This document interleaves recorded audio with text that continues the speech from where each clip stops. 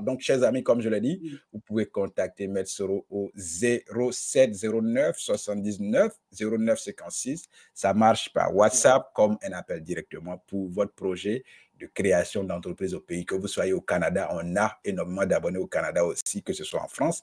Vous pouvez vraiment l'appeler, vous pouvez lui envoyer un message et il saura comment vous répondre. Voilà, maintenant, on va maintenant dans le deuxième volet de notre entretien, Maître.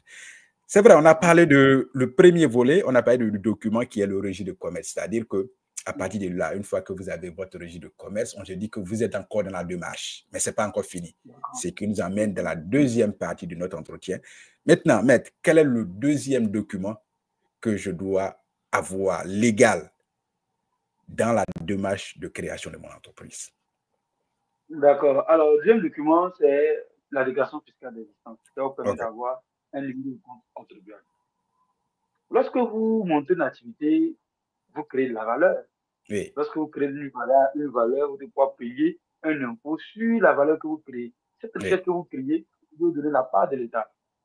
Et donc, il ne peut pas créer une entreprise sans dire à l'État que j'ai créé une entreprise. Donc, vous allez au service des impôts pour dire, bon, j'ai créé une entreprise dans tel domaine. Et à partir du domaine que vous aurez défini, les impôts vont vous dire, bon, voici tel type d'impôt, vous serez assujetti. Donc, le receveur des impôts divers dans le cadre de l'entreprise pourra vous dire, voici tel type d'impôt qui vous êtes soumis. Donc, vous êtes assujetti à tel type d'impôt. Voici en moyenne combien ça va faire. Donc, vous faites un avis d'imposition. Lorsque vous demandez l'avis d'imposition, en moyenne, voici combien ça vous fait l'année. Parce qu'en fait, c'est quoi? Derrière, le rôle du conseil va vous dire tel type d'activité va vous coûter beaucoup plus d'argent en termes de fiscalité. Donc, il faut faire très attention. Au lieu de tel vocable, par exemple, il faudra mettre tel type de vocable qui va vous permettre, n'est-ce pas, de payer moins d'impôts, de payer plus d'impôts. Pas parce que vous voulez frauder, non, mais parce que certains thèmes en entraînent d'autres. Donc, c'est très important dans la formulation de la vie sociale de bons spécialistes qui va dire, bon, voici ce que je vais faire, mais voici plutôt le nom qu'on va donner pour que rester tous dans la même activité. Et voilà, donc la déclaration fiscale d'existence permet au service d'impôt de savoir où vous êtes, de suivre le paiement de vos impôts, donc de donner la quote-part de l'État dans la richesse que vous créez sur le territoire national. Voilà. Ok, merci beaucoup. Donc, le deuxième élément, chers abonnés, vous avez compris, c'est l'attestation fiscale d'existence. Je pense que c'est le mot juste. La déclaration, ok. La déclaration fiscale d'existence. C'est ça le deuxième document. Voilà, maintenant, oui. Ok, maintenant la question suivante qu'on va vous poser. Bon, avant la question, je précise que la déclaration fiscale d'existence permet de vous mettre dans la fourchette d'impôt. Voilà, c'est-à-dire que vous créez de la valeur, vous allez créer une entreprise, l'entreprise apporte de l'argent, c'est ça la création de la valeur. Donc, vous devez payer des impôts sur vos revenus. Très simple. Donc, pour cela, il vous faut une déclaration d'existence, fiscale d'existence aux impôts dans la zone de création où se trouve vraiment votre entreprise. Voilà. Maintenant, Maître, pour le premier document, je vais parler du registre de commerce. Normalement, quel est le temps estimé pour avoir ce document? Alors, le plus difficile, c'est d'avoir déjà les documents, la liste des pièces à fournir. Oui. Le conseil vous oriente lorsque vous avez fourni toutes les pièces du dossier et que vous faites accompagner un spécialiste qui va découvrir les dossiers. Normalement, pour tout traitement, vous pouvez avoir moins d'une semaine, hein, le plus souvent 4-5 jours lorsque les signataires sont disponibles. Donc, en moyenne, une semaine, vous pouvez avoir votre document. Il peut arriver que l'une des pièces ne soit pas conforme. Donc, il est très important de vérifier en amont. Si la pièce est conforme, normalement, pour un registre de commerce en une semaine, vous pouvez l'avoir. Voilà. D'accord. Donc, on estime à une semaine normalement. Ça, c'est le temps indiqué qui est normal. Et le deuxième document, la déclaration fiscale d'existence. Dans quelle durée de temps ce document peut être disponible normalement aussi? Normalement, parce qu'il y va souvent d'une administration à une autre, certaines administrations sont plus débordées que d'autres. Hein, certains services d'impôts sont plus débordés que d'autres. On va pas, par exemple, nous avons le service d'impôt de Yopougon. On ne peut pas dire que le service d'impôt de San Pedro ou de Tumodi a le même nombre de dossiers à traiter que celui de Yopougon. Donc, en fonction de l'histoire du nombre de l'affluence qu'il y a au niveau des usagers clients, et ça prend quand même un peu de temps. Mais ce que déjà les gens font au niveau du cadastre, au niveau des impôts, vont faire un plan de localisation. Donc, le cadastre va venir faire un plan de localisation de votre structure pour savoir où est-ce que c'est situé réellement. Quand le plan de localisation est fait et que vous remplissez la fiche de matriculation, ça va jusqu'au receveur, normalement. On va dire qu'en 5 jours, une semaine, c'est bon. Lorsque vous avez déjà rempli la documentation que vous déposez, en 5 jours, une semaine en moyenne, vous pouvez avoir le document. Maintenant, si l'administration est beaucoup plus difficile qu'une autre administration, vous pouvez aller jusqu'à 2 semaines.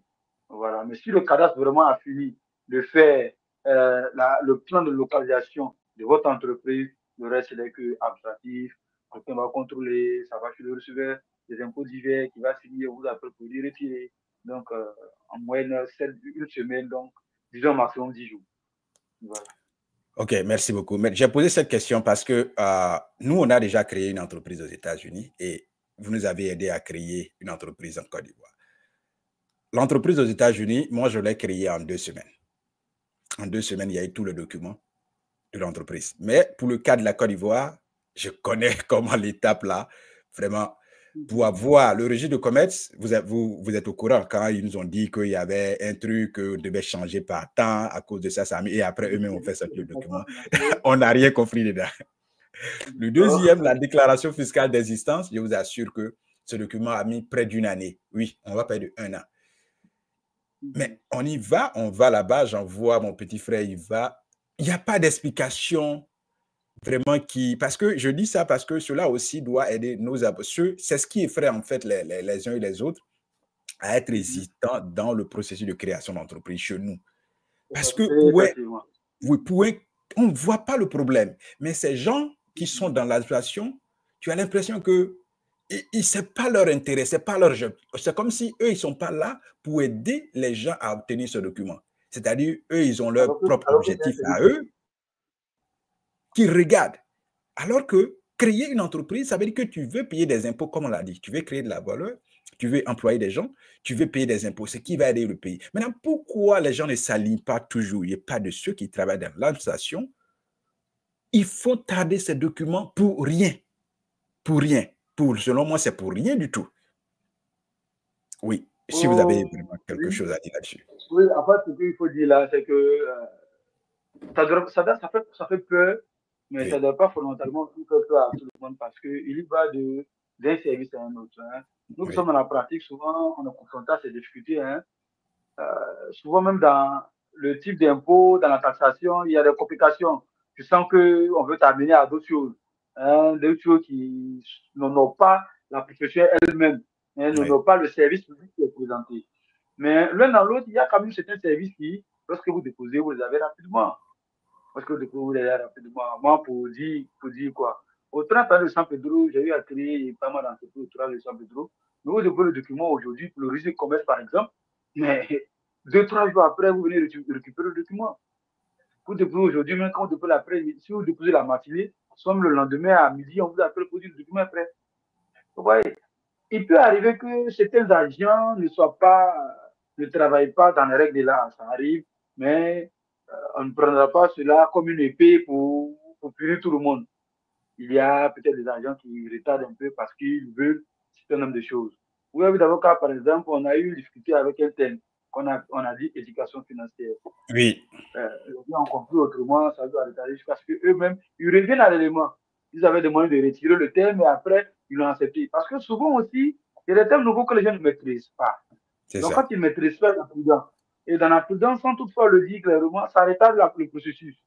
Et après avoir analysé eux-mêmes, après échange, ils se rendent compte que non, c'est un thème qui était bon, qui n'avait pas besoin de tel ou tel autre document. Je vais valider. Donc, souvent aussi, c'est important de voir le spécialiste qui trouve la formulation de l'objet.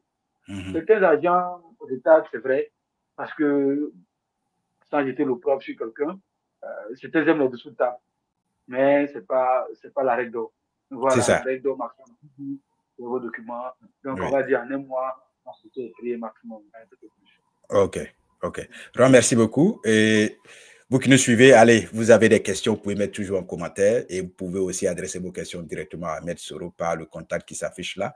Et aussi, si vous avez un projet de création d'entreprise au pays, allez, engagez-vous. Et puis, le mot paix que j'ai utilisé, en fait, si vous avez un projet qui vous tient à cœur, ces processus-là de durée ou alors de retard ne doivent pas vous empêcher d'amener à bon terme votre projet. C'est pas ça.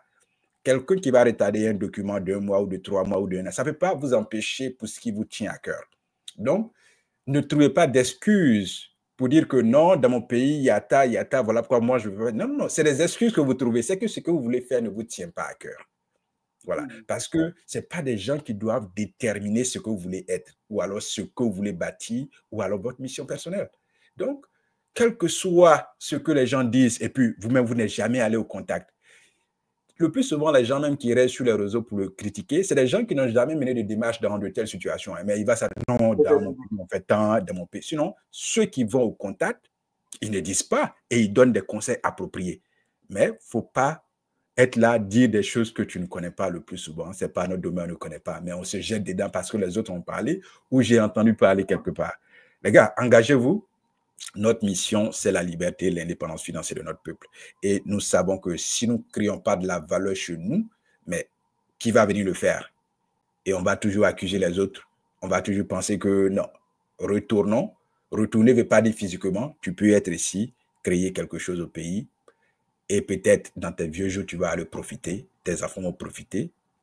Ta communauté va profiter, ton pays va profiter. C'est cela ici notre mission. Donc, Maître Soro, vraiment, merci. Merci beaucoup de nous avoir vraiment éduqués sur ce processus de création d'entreprise-là. Nous pensons que si vous avez le temps, on peut vous inviter encore pour un prochain entretien, une causerie